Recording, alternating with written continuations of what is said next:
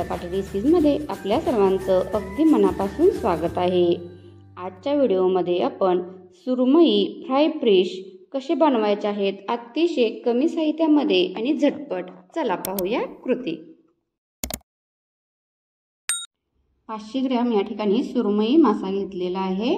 यासाठी मसाला तयार करूया। अर्धा टेबलस्पून हळद पावडर, 1 टेबलस्पून लाल मिरची पावडर, 1 टेबलस्पून धने पूड,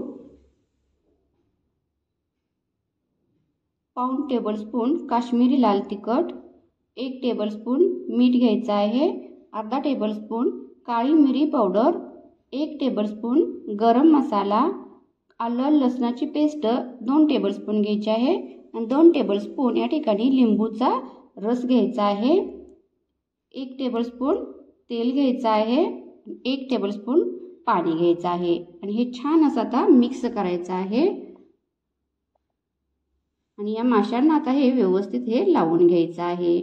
याची अशी छान पेस्ट बनवून आता ही सर्व माशांच्या पिसांना लावून घ्यायचे आहे। दोन्ही साइडहून लावून घ्यायचे आहे आणि दोन्ही साइडला मसाला लावून घेतल्यानंतर एक 30 मिनिटांसाठी हे मॅरिनेट होण्यासाठी ठेवून द्यायचं आहे।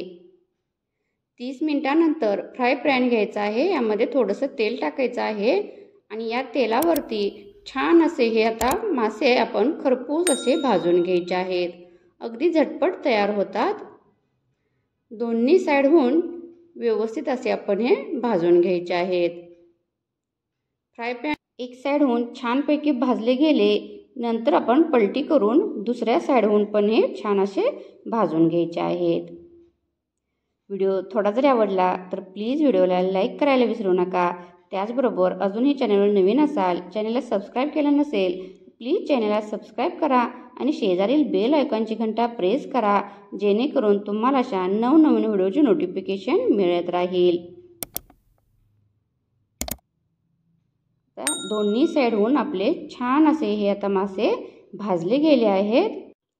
या ठिकाणी पाहू शकता तयार आहेत आपले सुरमई फ्राय फिश।